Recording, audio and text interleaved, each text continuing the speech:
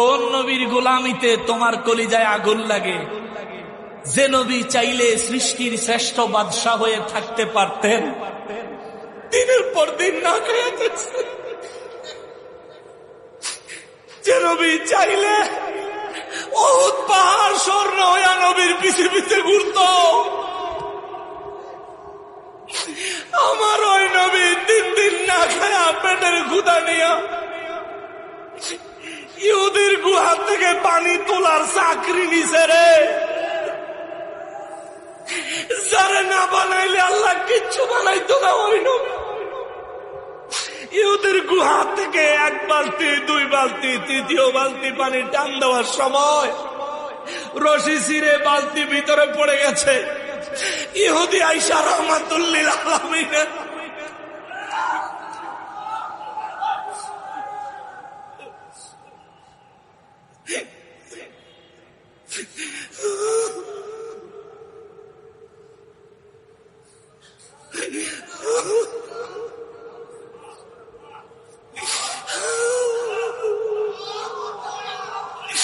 নবীদের গাল মুবারক রে,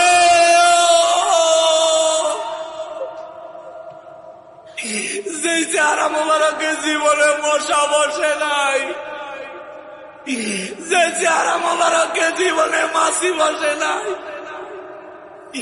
যে চেহারা মুবারক দেখে ইহুদি মুসলমান হয়ে যাইতো, যে চেহারা মুবারক দেখলে সাহাবীদের ক্ষুধা মিটে যাইতো,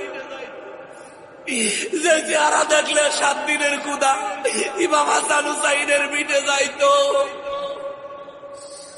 যে চেহারা মুবারক আসমানের দিকে তুলতে দেরি হইতো, আল্লাহ কিবলা পর্যন্ত পাল্টায়া দিছে রে। আমার ওই নবীর চেহারা মুবারকে এটা থাপ্পড় বসা।